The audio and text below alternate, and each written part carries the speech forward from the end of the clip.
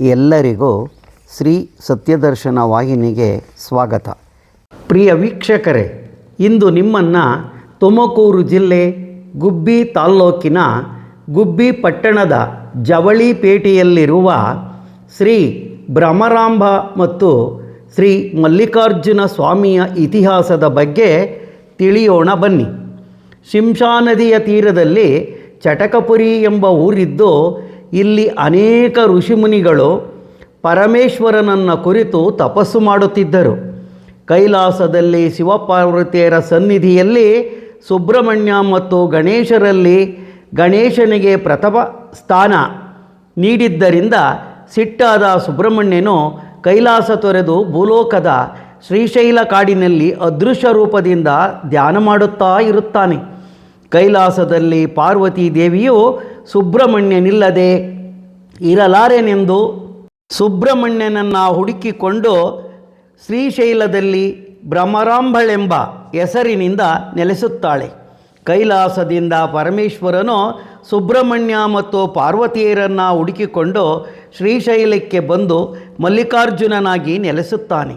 ಸುಬ್ರಹ್ಮಣ್ಯನು ಶಿವ ಪಾರ್ವತಿಯರಲ್ಲಿ ಕ್ಷಮೆ ಕೇಳಿ ಕೈಲಾಸಕ್ಕೆ ಹೊರಡಲು ಸಿದ್ಧರಾಗುತ್ತಾರೆ. ಆಗ ಚಟಕಪುರಿಯ ಋಷಿಮುನಿಗಳ ತಪಸ್ಸು ಘೋರ ರೂಪವಾಗಿರುತ್ತದೆ.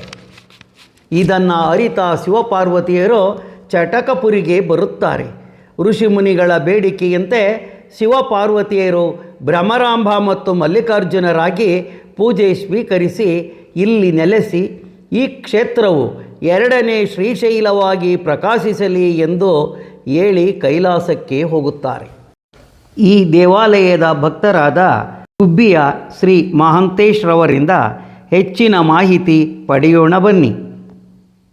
ಶ್ರೀ ಅಮರಗೊಂಡ ಮಲ್ಲಿಕಾರ್ಜುನ ಸ್ವಾಮಿ ಗುಬ್ಬಿನಲ್ಲಿರೋದು. ಇದು ಸುಮಾರು 1400 ವರ್ಷದ ಹಿಂದಿನ ಇತಿಹಾಸ ಇರತಕ್ಕಂತಹ ದೇವಸ್ಥಾನ. ಈ ಮಲ್ಲಿಕಾರ್ಜುನ ಸ್ವಾಮಿ ಸ್ವಯಂ ಉದ್ಭವಲಿಂಗ ಆಗಿರ್ತದೆ. ಇದನ್ನು ಋಷಿ ಮುನಿಗಳು ಸ್ಥಾಪನೆ ಮಾಡಿದ್ದಾರೆ ಅಂತ ಒಂದು ಐತಿಹ್ಯ. ಇದು ಶ್ರೀಶೈಲ ಮಲ್ಲಿಕಾರ್ಜುನನ ಎರಡನೇ ಸ್ಥಳ ಅಂತ ಕೂಡ ಹೇಳ್ತಾರೆ ಪುರಾಣ ಐತಿಹ್ಯ. ತುಂಬ ಪ್ರಸಿದ್ಧವಾಗಿ ತುಂಬ ಹಿಂದೆ ತುಂಬ ವೈಭವೋಪೇತವಾಗಿ ನಡೆದಂತಹ ದೇವಸ್ಥಾನ ಇದು. ಇದನ್ನು ಕಾಲಾನಂತರ ಚೋಳರು ಇದನ್ನು ಇಂಪ್ರೂವ್ ಮಾಡ್ಕೊಂಡು ಬಂದರು. ಅದಾದ ನಂತರ ಈ ದೇವಸ್ಥಾನ ಟಿಪ್ಪು ಸುಲ್ತಾನರ ದಾಳಿಗೆ ಸಿಕ್ಕಿ ಬಹಳ ತನ್ನ ವೈಭವನ ಕಳ್ಕೊಂತು. ನಂತರ ಗುಬ್ಬಿ ಪಟ್ಟಣದಲ್ಲಿ ಈ ಗುಬ್ಬಿ ಪಟ್ಟಣ ಬಹಳ ಹಿಂದೆ ಚಟಕಪುರಿ ಅನ್ನೋ ಹೆಸರಿಂದ ಪ್ರಸಿದ್ಧವಾಗಿತ್ತು. ಚಟಕಪುರಿ ನಂತರ ಅಮರಗೊಂಡ ಅಂತ ಹೆಸರಾಯಿತು. ಈ ಅಮರಗೊಂಡ ಅನ್ನೋ ಹೆಸರು ಬಹಳ ಕಾಲ ನಡೀತು. ಈ ಅಮರಗೊಂಡ ಅನ್ನೋ ಹೆಸರು ಗುಬ್ಬಿಗೆ ಚೇಂಜ್ ಆಗೋದಕ್ಕೆ ಒಂದು ಐತಿಹ್ಯ ಇದೆ. ಈ ಗುಬ್ಬಿಯ ಮಲ್ಲಿಕಾರ್ಜುನ ಸ್ವಾಮಿ ದೇವಸ್ಥಾನದಲ್ಲಿ ಬಹಳ ಹಿಂದೆ ಶರಣರು ಶ್ರೀ ಗುಬ್ಬಿ ಮಲ್ಲಾರಾಯಣಾರ್ಯ ಎಂಬುವ ಅಂತ ಒಬ್ಬ ಶರಣರು ಈ ದೇವಸ್ಥಾನದಲ್ಲಿ ಒಂದು ಪ್ರವಚನ ಮಾಡ್ತಾ ಇರ್ತಾರೆ. ಆ ಪ್ರವಚನ ಮಾಡ್ತಾ ಇದ್ದಾಗ ಪ್ರತಿ ದಿವಸ ಕೂಡ 2 ಜೋಡಿ ಗುಬ್ಬಿಗಳು ಬಂದು ಆ ಪ್ರವಚನ ಆಲಿಸ್ತಾ ಇರ್ತವೆ. ಆ ಆಲಿಸ್ತಾ ಇದ್ದ ನಂತರ ಆ ಪ್ರವಚನದ ಕೊನೆಯ ದಿವಸ ಆ ಗುಬ್ಬಚ್ಚಿಗಳು ಈ ದೇವಸ್ಥಾನದಲ್ಲಿ ತಮ್ಮ ಪ್ರಾಣವನ್ನು ಬಿಡ್ತವೆ.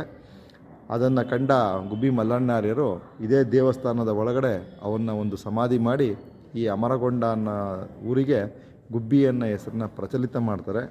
ಅದಾದ ನಂತರ ಈ ಟಿಪ್ಪು ಸುಲ್ತಾನ ದಾಳಿಗೆ ಸಿಕ್ಕಿ ತನ್ನ ಐತಿಹ್ಯವನ್ನು ಕಳೆದುಕೊಂಡಂತಹ ಈ ಮಲ್ಲಿಕಾರ್ಜುನ ಸ್ವಾಮಿ ಕಾಲಾನಂತರ ಗುಬ್ಬಿ ಈ ಮುಂಚೆ ಗುಬ್ಬಿ ಏಷ್ಯಾದಲ್ಲೇ ಒಂದು ದೊಡ್ಡ ಮಾರ್ಕೆಟ್ ಆಗಿತ್ತು.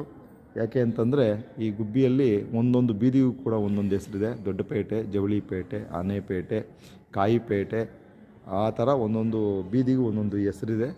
ಇದು ಬಹಳ ಹಿಂದೆ ಸುಮಾರು 600-700 ವರ್ಷಗಳ ಹಿಂದೆ ಈ ವ್ಯಾಪಾರಸ್ಥರ ಒಂದು ಸ್ವರ್ಗ ಅಂತಲೇ ಕರಿತಿದ್ರು ಈ ಗುಬ್ಬಿನ. ಅಷ್ಟು ವೈಭವೋಪೇತವಾಗಿ ನಡೆದಂಥ ದೇವಸ್ಥಾನ ಇದು, ಊರು ಮತ್ತು ದೇವಸ್ಥಾನ. ಈ ದೇವಸ್ಥಾನ ಕೂಡ ವ್ಯಾಪಾರಿಗಳಿಂದ ಈ ದೇವಸ್ಥಾನ ಮತ್ತೆ ಜೀರ್ಣೋದ್ಧಾರ ಆಗಿ ತುಂಬ ವೈಭವೋಪೇತವಾಗಿ ನಡೆದು ನಂತರ ಕಾಲಾನಂತರದಲ್ಲಿ ಪ್ರಕಾಶಮಾನ ಕಮ್ಮಿ ಆದಾಗ ಗುಬ್ಬಿಯ ಶ್ರೀ ಮಧುರೈನಹಳ್ಳಿ ಸಿದ್ಧಲಿಂಗ ಶೆಟ್ಟರು ಅನ್ನೋ ಒಬ್ಬರು ವರ್ತಕರು ಬಂದು ಈ ದೇವಸ್ಥಾನದ ಇಂಪ್ರೂವ್ ಮಾಡ್ತಾರೆ. ಈ ದೇವಸ್ಥಾನದಲ್ಲಿ ಮುಖ್ಯವಾಗಿ ಮಲ್ಲಿಕಾರ್ಜುನ ಸ್ವಾಮಿ ಪ್ರಧಾನ ದೇವರು ಹಾಗೂ ಪಾರ್ವತಮ್ಮನವರು ಇರ್ತಾರೆ. ಈ ಟಿಪ್ಪು ಸುಲ್ತಾನ್ ದಾಳಿನಲ್ಲಿ ಸುಮಾರು ದೇವರುಗಳು ಕಳ್ಳತನ ಆಗಿಬಿಡ್ತವೆ. ಆ ಕಳ್ಳತನ ಆಗಿದ್ದರಲ್ಲಿ ಪಾರ್ವತಮ್ಮನವರು ಸೇರಿಕೊಂಡಿರ್ತಾರೆ. ಆ ಪಾರ್ವತಿ ದೇವಿಯ ವಿಗ್ರಹ ಕಳವಾಗುತ್ತೆ. ಅದನ್ನು ಮನಗಂಡಂತಹ ನಮ್ಮ ಮಧುರೈನಹಳ್ಳಿ ಸಿದ್ಧಲಿಂಗಪ್ಪನವರು 1887ನೇ ಇಸ್ವಿನಲ್ಲಿ, ಅದರ ಹಿಂದೆ 50ನೇ ಇಸ್ವಿ ಇರ್ಬೋದು, 1850 ಅದರ ಆಸ್ಪಾಸು 70ರ ಆಸ್ಪಾಸ್ನಲ್ಲಿ ಈ ದೇವಸ್ಥಾನಕ್ಕೆ ಒಂದು ಪಾರ್ವತಿ ಅಮ್ಮನವರು, ಒಂದು ದಕ್ಷಿಣಾಮೂರ್ತಿ, ಒಂದು ಗಣಪತಿ, ಒಂದು ಸುಬ್ರಹ್ಮಣ್ಯ, ಒಂದು ಈಶ್ವರಲಿಂಗ ಹಾಗೂ ವೀರಭದ್ರೇಶ್ವರ ಸ್ವಾಮಿ ಇಷ್ಟೂ ದೇವರುಗಳನ್ನು ಪ್ರತಿಷ್ಠಾಪನೆ ಮಾಡಿಸಿ ಅದನ್ನು ಪೂಜೆ ಮಾಡೋದ ವೆಚ್ಚಕ್ಕೋಸ್ಕರ ಶ್ರೀ ಮಲ್ಲಿಕಾರ್ಜುನ ಸ್ವಾಮಿ ಬ್ಯಾಂಕ್ ಅಂತೇಳಿ ಅವತ್ತಿನ ಕಾಲಕ್ಕೆ ಒಂದು ಬ್ಯಾಂಕ್ ಇರ್ತದೆ ಈ ಗುಬ್ಬಿ ಪಟ್ಟಣದಲ್ಲಿ. ಆ ಪಟ್ಟಣದಲ್ಲಿ ಇರ್ತಕ್ಕಂಥ ಬ್ಯಾಂಕ್ನಲ್ಲಿ ಸುಮಾರು 10,000 ರೂಪಾಯಿಗಳನ್ನ ಡೆಪಾಸಿಟ್ ಇಕ್ಕಿ ಈ ದೇವಸ್ಥಾನದ ಪೂಜಾ ಕೈಂಕರ್ಯಗಳನ್ನು ಮಾಡ್ಕೊಂಡು ಹೋಗಲಿ ಅಂತೇಳಿ ಅವರು ಅವತ್ತಿನ ಕಾಲಕ್ಕೆ ವಿಲ್ ಮಾಡಿರ್ತಾರೆ. ಇದನ್ನು ಅವರ ಮೊಮ್ಮಗನಾದಂತಹ ಸಿದ್ಧಲಿಂಗ ಶೆಟ್ಟರು ನನಗೆ ಒಂದು ವಿಲ್ ಕೊಟ್ಟಿದ್ದಾರೆ. ಅದರಲ್ಲಿ ಇದರ ಐತಿಹ್ಯ ಎಲ್ಲ ಬರೆದಿದ್ದಾರೆ, ಅವರು ಏನು ಮಾಡಿದ್ದಾರೆ ಅಂತ. ಹಾಗಾಗಿ ಇದು ಕಾಲಕ್ರಮೇಣ ಹಾಗೆ ನಡೆದು ತುಂಬ ವೈಪರೀತ್ಯವಾಗಿ ನಡ್ಕೊಂಬಂದಿರತಕ್ಕಂಥ ದೇವಸ್ಥಾನ. ಸುಮಾರು ಪುಣ್ಯ ಶರಣರು ಹಾಗೂ ಋಷಿಮುನಿಗಳಿಂದ ಪೂಜಿತವಾದಂತಹ ಈ ಸ್ಥಳ ಗುಬ್ಬಿಗೆ ಕ್ಷೇತ್ರನಾಥನಾಗಿ ಇವತ್ತು ಬೆಳಗ್ತಾ ಇದ್ದಾನೆ. ಹಾಗೂ ಭಕ್ತರ ಸಹಕಾರದಿಂದ, ಸರ್ಕಾರದ ಯಾವುದೇ ಸಹಾಯ ಇಲ್ಲದೆ ಇದು ಸರ್ಕಾರದಿಂದ ಸಿ ಗ್ರೇಡ್ ದೇವಸ್ಥಾನ ಅಂತೇಳಿ ಗುರುತಿಸಲ್ಪಟ್ಟಿರುತ್ತದೆ. ಇದಕ್ಕೆ ಭಕ್ತರೇ ಎಲ್ಲ ಸೇರಿಕೊಂಡು ಇವತ್ತು ಈ ದೇವಸ್ಥಾನನ ಪೂಜೆ ಮಾಡ್ಕೊಂಡು ಬರ್ತಾ ಇದ್ದಾರೆ.